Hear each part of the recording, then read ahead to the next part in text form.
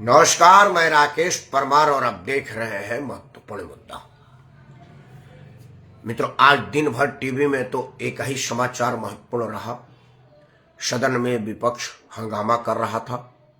उसका मांग था कि जो दो दुर्जन लोग, आतंकवादी, उग्रवादी, जो आप कहें, सदन में घुस करके धुआं छोड़े हैं, उनके विषय में जांच के पहले ही जांच रिपोर्ट गृह मंत्री या प्रधानमंत्री दे दे। मैं बार बार कहता हूं कि हमारा विपक्ष मैच्योर कब होगा। ये दूध पीता बच्चा भी इस तरह की मांग नहीं कर सकता कि भाई वो लड़के आए हैं, कौन है, कहाँ कहीं जांच होगी, उनका मंशा क्या था, उनका उद्देश्य क्या था, वो क्या कोई ट्रेंड आतंकी थे या वैसे सिरफिरे टहलते हुए चले गए। मतलब ये एक जांच का विषय, बड़ा गंभीर विषय। भारत के संसद में घुसे हैं, मतलब किसी के घर में नहीं घुस गए हैं कि दो थप्पड़ मार के पूछ ले भाई काहे घुस गया था, चोर है कि बदमाश है। लेकिन हमारा विपक्ष हंगामा कर रहा है कि देश का प्रधानमंत्री या गृह मंत्री आवे और बिना जांच किए जांच का निष्कर्ष बतावे। ये हमारे नेतागण ही कर सकते हैं, क्योंकि उन्हें ना तो उनके अंदर घुसने से कोई मतलब है और ना ही उनको पार्लियामेंट अगर उड़ा भी देते तो कोई मतलब है। उनको मतलब है इसमें राजनीतिक माइलेज के उम्मीद में कुछ न कुछ उलझुल बोलना। मतलब जैसे गिद्ध को इससे कोई मतलब नहीं है कि मवेशी जो मरा है वो छोटा है कि बच्चा है, दुधारू हो या सुखारू है, उसे तो मांस से मतलब है।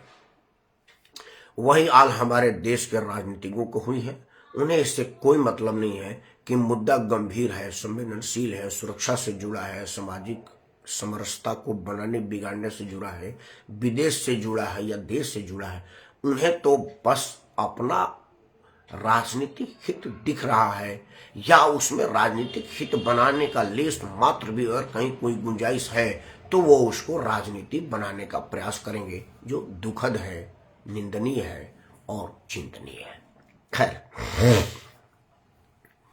आज का मुद्दा, चूंकि मैं अपने इस चैनल पर उन्हीं विषयों पर विश्लेषण दिखाता, बनाता या सुनाता हूं जो किसी और चैनलों पर नहीं होता है। जो मुद्दा मैं आज उठाऊंगा वो कहीं नहीं होगा और मैं दूर दूर तक उम्मीद नहीं कर रहा कि किसी चैनल पर आया होगा या आएगा, क्योंकि मुद्दा ही ऐसा है कि इसमें कोई टीआरपी नहीं है। सरकार ना तो ये मुद्दा को उठाने देगी, ना विपक्ष इस पर चर्चा करेगा। लेकिन मैं तो हूं, मैं तो करूंगा, क्योंकि मेरा मानना ही है कि मैं उन्हीं विषयों पर विश्लेषण करता हूं जो और चैनलों पर नहीं होता है। आज का मुद्दा है कि हम आज तक व्यक्तियों के पीछे नहीं, एक व्यक्ति के पीछे ही लामबद्ध क्यों होते हैं। 1952 में जब पहली बार सदन कायम हुआ और हम चुनाव के माध्यम से सदन में सरकार बनाए, तो उस वक्त पंडित जवाहरलाल नेहरू के इर्द गिर्द राजनीति थी। चाहे उस वक्त लोकप्रियता में जवाहरलाल से बड़े बड़े लोकप्रिय नेता रहे हों, सारे आजादी के आंदोलन से तप के निकले थे, लेकिन राजनीति पंडित जवाहरलाल नेहरू के इर्द गिर्द थी। उसके बाद बहुत दिनों तक इंदिरा जी के पीछे राजनीति रही। मतलब उस वक्त का राजनीति सिर्फ यही था कि मतदान या तो इंदिरा के पक्ष में होगा या इंदिरा के विपक्ष में होगा। उसका कोई मतलब नहीं था कि क्या है, विषय क्या है, मुद्दा क्या है। जो कभी आदरणीय इंदिरा जी की स्थिति थी, आज मोदी जी की स्थिति है। देश में महंगाई, भ्रष्टाचार, बेरोजगारी, बैंक करप्शन, बैंक लुटेरा जैसा कोई मुद्दा ही नहीं रहा है।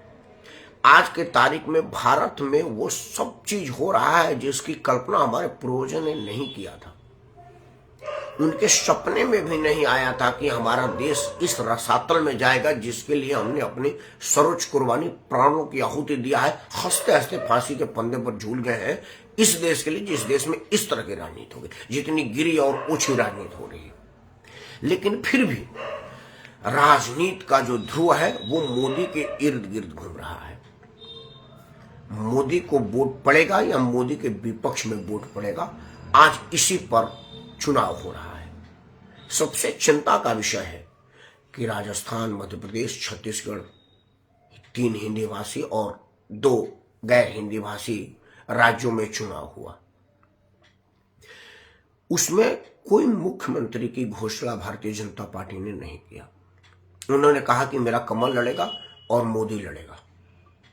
मतदाताओं ने भी टूट के मतदान दिया और तीनों हिंदी भाषी क्षेत्रों में प्रचुर बहुमत, फुल बहुमत से, फुल मेजोरिटी से भाजपा की सरकार बनाई। किसी मतदाता ने यह प्रश्न नहीं किया कि मैं गुजरात में मतदान मोदी को दूंगा तो क्या मोदी दिल्ली छोड़ करके जयपुर में मुख्यमंत्री बनेंगे। कोई मध्य प्रदेश वाला यह नहीं पूछा कि मैं भोपाल में मुख्यमंत्री के रूप में मोदी बैठेंगे, मैं मतदान इसलिए दूं।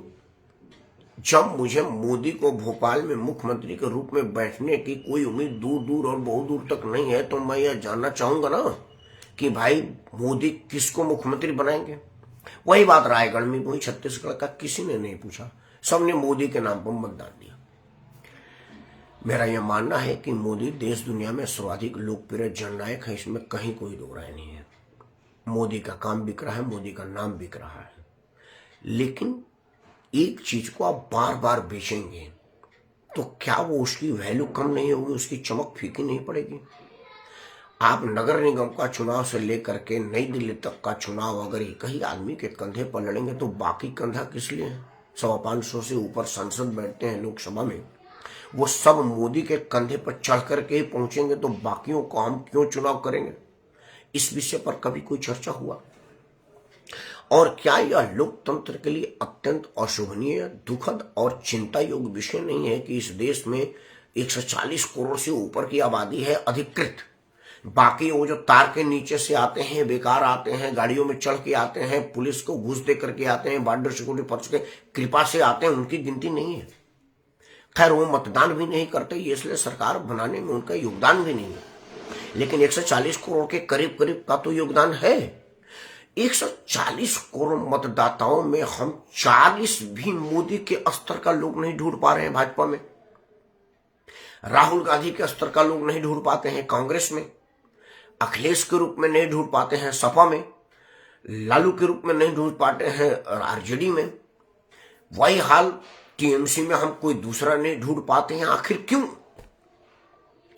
ममता बनर्जी के नाम पर अकेला 3 बार से वो सरकार बना रही है और ममता के नाम पर मतदान हो रहा है, इसमें कहीं कोई दो राय नहीं है। ममता बनर्जी के मेहनत का मैं कहीं कोई इग्नोर नहीं कर रहा हूं, लेकिन लोकतंत्र में सिर्फ ममता ही क्यों और कोई क्यों नहीं?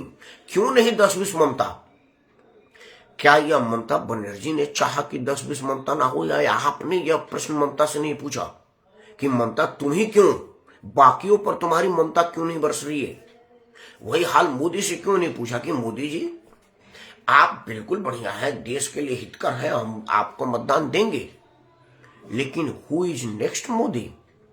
मोदी के बाद कौन और मोदी के साथ कौन? बात तो बात छोड़ दीजिए। आज मैं ये प्रश्न इसलिए कर रहा हूं कि किसी ने नहीं पूछा कि हे मोदी जी शिवराज चौहान की गलती क्या थी, किसी ने नहीं पूछा। शिवराज चौहान कोई इतने उम्र दराज तो हो नहीं गए थे कि अब वो चलने फिरने में असमर्थ थे, क्या करें। मोदी जी और शिवराज जी की उम्र में कोई बहुत ज्यादा अंतर है नहीं, तो फिर शिवराज को आराम क्यों? आप यह कह सकते हैं कि भाई महारानी कई बार थोड़ा सा आक्रामक हो जाती हैं, राजमहल की पली बढ़ी है, उन्होंने चाटुकारिता देखा है, खुद चाटुकारिता करने का कभी मौका नहीं आया, इसलिए उनका स्वभाव नहीं है झुकना, तो वो महारानी है, झुकी नहीं। तो एक बात कह सकते हैं कि भाई लोकतंत्र में राजा रानी की कोई जरूरत नहीं, लेकिन शिवराज तो बड़े साधारण परिवार से हैं, वो झुकना, टूटना, गिरना, संभलना ये सब जानते हैं, हर तरह का डाइवर्सिटी उनमें है। तो शिवराज को क्यों, या किसी ने नहीं पूछा? किसी ने नहीं पूछा कि भाई नितिन गडकरी का क्या दोष था कि कार्य समिति से उनको हटा दिया गया? किसी ने नहीं पूछा कि देश दुनिया में सर्वाधिक लोकप्रियता में सबसे तेजी से उभर रहे योगी आदित्यनाथ उत्तर प्रदेश के जो मुख्यमंत्री हैं, जिनकी कार्यशैली आजकल देश का हर मुख्यमंत्री अपनाता है। मध्य प्रदेश के मुख्यमंत्री यादव जी ने सीट पर बैठते सबसे पहला जो काम किया वो किया योगी काम को आगे बढ़ाना, मतलब बुलडोजर चलवाना, अपराध को कुचलने का जो योगी का मंत्र है वो सबसे पहले यादव जी ने किया और हम उसकी तारीफ भी किए। उस आदमी की जिसका दुनिया दीवाना है। ऑस्ट्रेलिया का प्रधानमंत्री कहा कि यह संभव है क्या कि योगी को कुछ दिन के लिए दे दिया जाए, हम कोरोना को कंट्रोल नहीं कर पाते हैं, योगी की मदद चाहेंगे। जम्मू कश्मीर का एक नेता कहा कि भाई देखिए, मामला तो जम्मू कश्मीर में कुछ दिन योगी के आने से ही होगा। जो आदमी इतना लोकप्रिय है, उत्तर प्रदेश का मुख्यमंत्री है, वो कार्य समिति में क्यों नहीं? और देवेंद्र फडणवीस बहुत बड़े आदमी है कार्य समिति में, यह प्रश्न क्यों नहीं उठता? मोदी की लोकप्रियता पर मैं लेस मात्र भी संदेह नहीं कर रहा, ना ही उनकी कैपेबिलिटी पर मैं कुछ आंच उठा रहा हूं, ना ही उनके कमतर करके मैं जांच रहा हूं। लेकिन क्या मोदी को अपने बराबर का 10, 20, 50 आदमी बर्दाश्त नहीं, मंजूर नहीं, और डेवलप नहीं होने देना चाहते, या हम उस स्तर पर लोगों को नहीं पहुंचाना चाहते? आखिर पहलवान 10 होगा और 10 मजबूती से लड़ने वाला होगा तो विजय आसानी होगी ना।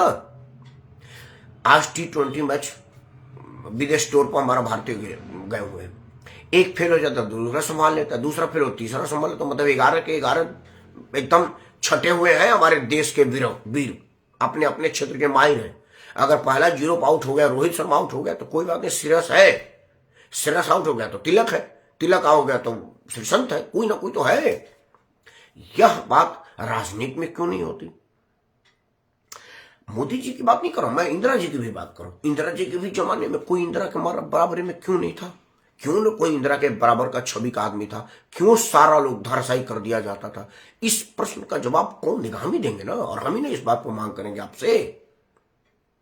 सबसे मजे की बात यह है कि जिस वक्त आदरणीय इंदिरा गांधी अपनी विजय यात्रा पर थी, अपनी लोकप्रियता के शीर्ष पर थी, तब भी 30-35% से ज्यादा वोट नहीं मिलता था, और 30-35% पर ही इंदिरा जी ने पूरा जमाना शासन किया जब तक वो रही। अनफॉर्चुनेट उनको गोली मार दिया गया। लोकतंत्र में इसको की जितनी भर्त्सना की जाए वो कम है। हत्या हिंसा का कोई स्थान लोकतंत्र में नहीं होना चाहिए। राजनीति को राजनीति से हराइए, छल प्रपंच और हत्या करके ना हराइए, इस बात का मैं निंदा करता हूं। लेकिन अपने मरने के दिन तक अपने शीर्षासन सिंहासन पर थी, लेकिन फिर भी 30-35% से ऊपर वोट नहीं पाई, और तब भी अपने मुकाबले में कोई नेता तैयार नहीं कर पाई या तैयार नहीं होने दी, दोनों पर चर्चा हो। और 30% वाला आदमी बाकी के जो 70-68% वाले पर राज कर रहा था। यह कितनी बड़ी विडंबना में लोकतंत्र में भी। लोकतंत्र में 51% होना चाहिए ना कम से कम, तब तो जा करके होगा कि भाई अब 100% होता है, 51% इंदिरा जी के साथ है, इसलिए वो राज कर रही है। आज नरेंद्र मोदी की लोकप्रियता दुनिया में सर चढ़ करके बोल रहा है। जहां जाइए मोदी, विदेश में आप जाइए, बोले you know Modi? Yes I know Modi. Modi ji very versatile politician in India, I know him. हर जगह बोलते हुए लोग सुन जाएंगे। लेकिन आज भी मोदी की जो वोट परसेंट है वो 30, 35, 37 के नीचे ही है। मतलब बाकी का 60, 65, 70% वोट वाले लोग विपक्ष में भी बैठने की हैसियत नहीं पा रहे हैं, और मोदी अकेला 30-35% पर पूरे देश में शासन कर रहा है और विदेश में अपना नाम कर रहा है। इस विषय पर चर्चा लोकतंत्र की मजबूती के लिए जरूरी है। कोई यह कह सकता है कि मेरी बात में मोदी विरोध की बुआरी नहीं, मैं मोदी विरोधी नहीं हूं, ना ही मैं आदरणीय इंदिरा गांधी का कोई अपमान कर रहा हूं। मैं तो यह कह रहा हूं कि हमारा देश इतने बड़ा देश है, इतना 140-50 करोड़ का आबादी है, और एक ही मोदी है, एक ही इंदिरा थी। ऐसा क्यों? इस विषय पर चर्चा हो। क्या यह मोदी नहीं चाहते कि कोई दूसरा मोदी ना बने, या हम नहीं चाहते कि कोई और मोदी ना हो? कहां गलती है, किसमें गलती है? विचार तो आपको करना पड़ेगा। लोकप्रियता 10-20 लोगों के साथ रहेगी तो क्या दिक्कत होगी, और अगर एक ही आदमी पर लोकप्रियता तो क्या यह आताताई वाला बात नहीं होगा, एरोगेंस वाली बात नहीं होगा, एकाधिकार बात की तरफ नहीं जाएगा? तो लोकतंत्र एकाधिकार बात तो नहीं होना चाहिए। यह राजा रानी का तो जमाना है नहीं कि राजा जी रहेंगे और कोई नहीं रहेगा। भाई राजशाही में होता था कि एक राजा था और उसके नीचे सारी प्रजा थी, और वो जिसको चाहता था मंत्री नियुक्त करता था। अब तो जनता मंत्री नियुक्त करती है। तो जब जनता के चुने हुए, तो जो संसद में मोदी की हैसियत है वही हमारे नीरज शेखर वीरेंद्र सिंह मस्त की भी है। लेकिन दुनिया में मोदी का नाम है और मस्त जी को कोई नहीं जानता, या नीरज शेखर प्रधानमंत्री के स्तर के आदमी नहीं है। ये क्यों है? प्रश्न तो बनता है। भाई आज हमारे वीरेंद्र सिंह मस्त का तस्वीर छाप करके तमिलनाडु में चुनाव नहीं लड़ा जा सकता, लेकिन मोदी का लड़ा जा सकता है। तो लोकप्रियता यह अकेले मोदी क्यों, यह एक प्रश्न बनता है।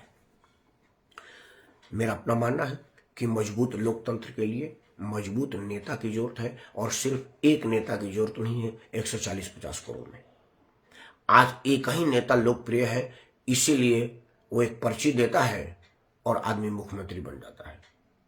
जो मुख्यमंत्री बना उसको भी पता नहीं मुझे मुख्यमंत्री बनना है, और जो बना रहा है उसे भी नहीं पता कि मुख्यमंत्री बन रहा है।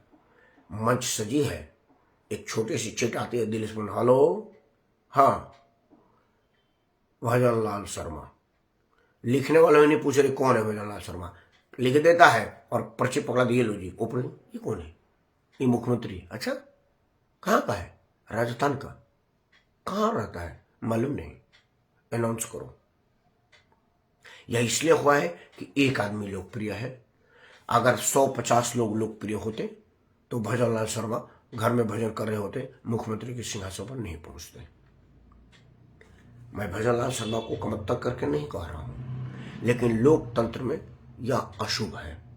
लोकतंत्र को मजबूत नहीं करेगा, कमजोर करेगा, और इसमें तानाशाही की बू आ रही है, क्योंकि एक आदमी डिसीजन ले लिया वही मान्य है।